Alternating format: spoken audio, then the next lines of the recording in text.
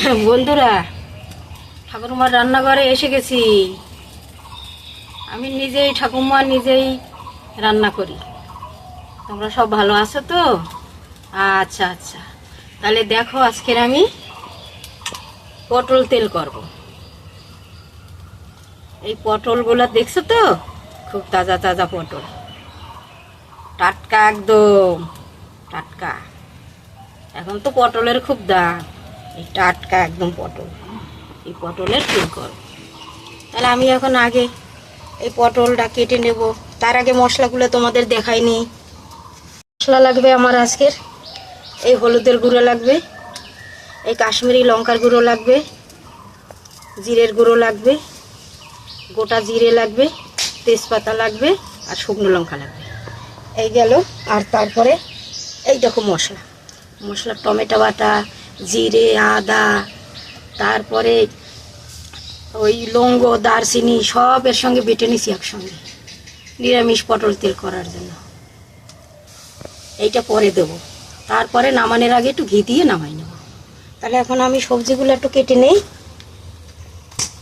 লাইনে থাকো, যেও না। সবজিগুলো একটু কেটে নেই, এক এক করে সবজিগুলো কেটে নেই। সবজিগুলো এই পটলের কিন্তু এইরকম খোসা ছাড়াবো। আবার এই দুই পাশে এইরকম একটু কেটে নেব। তাহলে মশলাটা এর ভিতর তেলটা ভালো ঢুকবে। বন্ধুরা দেখো, এখন আমি কড়াইতে সাদা তেল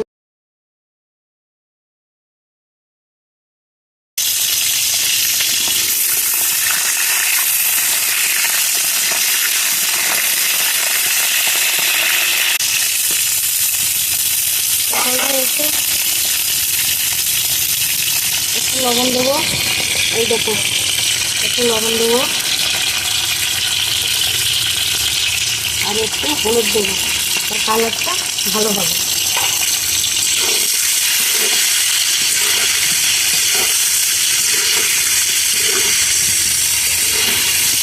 এর মধ্যে পটলটা আমি একটু ঢাকা দিয়ে রাখি, তো তাড়াতাড়ি সিদ্ধ হয়ে যাবে।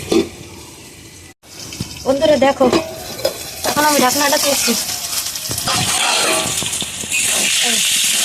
আমার ভাজাটা হয়ে গেছে। এখন আমি ভাজাটা তুলে নেব।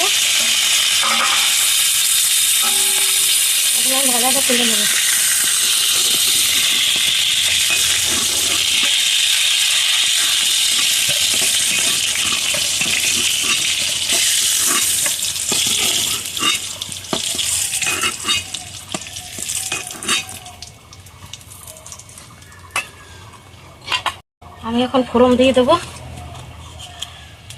দুটো তেজপাতা, দুটো শুকনো লঙ্কা, একটু গোটা জিরে, একটু কাঁচা লঙ্কা এর সঙ্গে দিয়ে দেবো।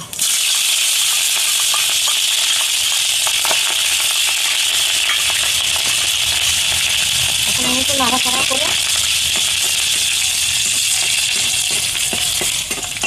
এখন আমি যে সেই মশলাটা করেছিলাম, টমেটো, দারচিনি, লবঙ্গ, এলাচ দিয়ে এই যে মশলাটা করেছিলাম, সেই মশলাটা এই ঢেলে দেব।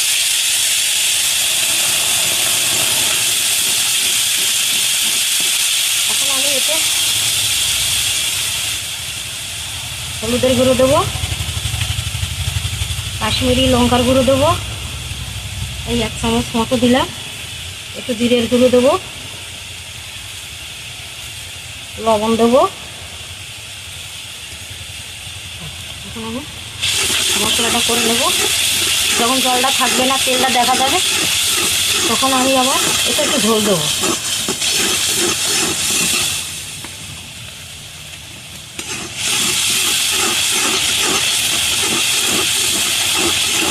তারপরে ঢাকা দেবো।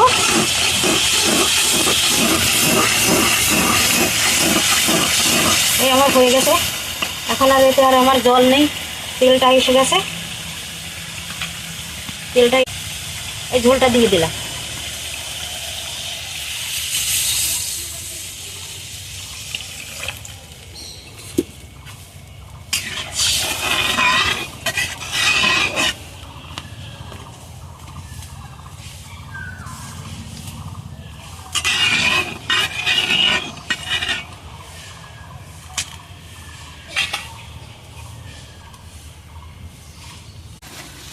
এখন আমার ঝোলটা ফুটে উঠছে।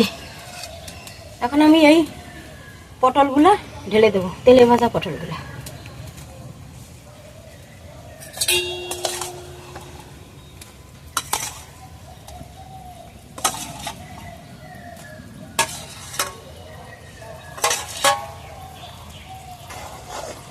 দেখছো কালারটা খুব সুন্দর হয়েছে না? দেখো কালারটা তো খুব সুন্দর হয়েছে। এখন আমি এটা ঢাকা দেবো, সিদ্ধ হবে, তারপরে একটু ঘি দিয়ে নামাই দেবো। দেখো বন্ধুরা, দেখো আমার এখন এই তেল পটল হয়ে গেছে, তেল এসে গেছে। এখন আর জল নেই, যখন জল থাকবে না শুধু তেল থাকবে, তখন একটু 1 চামচ ঘি দিয়ে, এই 1 চামচ ঘি দিয়ে একটু নাড়াচাড়া করে নামাই নিতে হবে।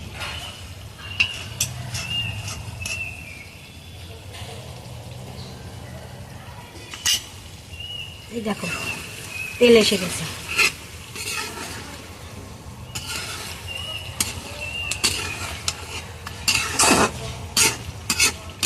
এখন আমি নামাই নেব।